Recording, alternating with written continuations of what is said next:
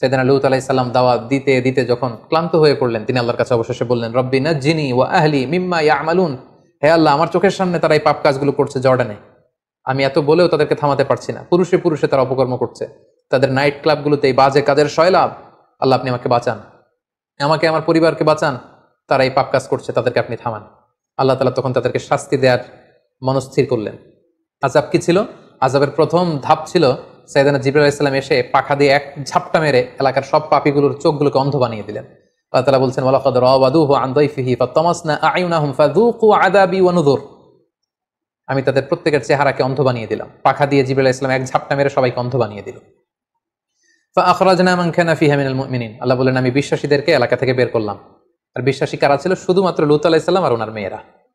ফামা ওয়াজাদনা ফিহা গায়রা বাইতিন মিনাল মুসলিমিন, একটা মুসলিম পরিবার ছাড়া আমি একটা পরিবারও পাইনি, সেটা ছিল লূতের পরিবার। লূত আলাইহিস সালাম আর তার মেয়েরা সেফ জোনে চলে গেল। আল্লাহ তাআলা বললেন তখন আমি আসল শাস্তি পাঠালাম। সেটা কি? ফাজআলনা আলিয়াহা সাফিলাহা ওয়া আমতারনা আলাইহিম হিজারাতাম মিন সিজিল, আমি এই এলাকার উপরের মাটি নিচের মাটি উলট পালট করে দিলাম। সাইয়েদনা জিবরাইল আলাইহিস সালাম পাখার ঝাপটা দিয়ে সবাইকে অন্ধ বানিয়ে দিলেন। এরপর পাখা দিয়ে পুরো জর্ডানের শহরটাকে তিনি আকাশে তুলে উপর করে ধপাস করে জমিনে আবার ফেলে দিলেন। ফলে নিচের মাটি চলে গেল উপরে, উপরের মাটি নিচে।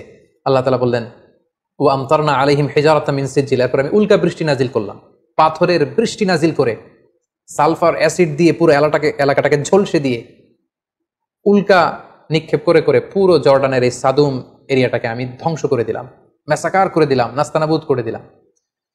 সূরাতুন নাজম আল্লাহ তাআলা বলছেন ওয়াল মুতাফিকাতা আহওয়া, অর্থাৎ পুরো শহরটাকে উল্টে দিলেন। হি ডিস্ট্রয়েড দ্য ওভারটার্নড এন্ড ওভারথ্রোন সিটিজ, এটাকে জনপদ উল্টানো শহর বলা হয়। জিবরাইল আলাইহিস সালাম পুরো শহরটাকে মানুষ সহ আকাশে তুললেন, পুরো এলাকাবাসী চিৎকার হইচই করে পুরো এলাকাটা কাঁপিয়ে তুলল।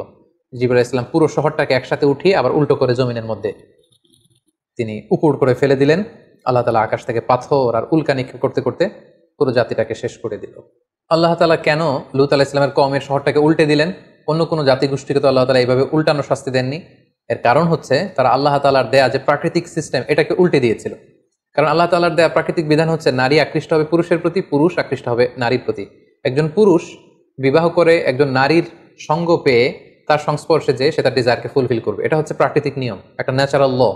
তারা আল্লাহর দেয়া এই ন্যাচারাল ল, প্রাকৃতিক নিয়মকে যেহেতু উল্টে দিয়েছে, সেজন্য আল্লাহ তাআলা তাদের শহরকে উল্টে দিয়ে এই কঠিন শাস্তির মুখোমুখি করে তাদেরকে মৃত্যুমুখে পতিত করেছেন।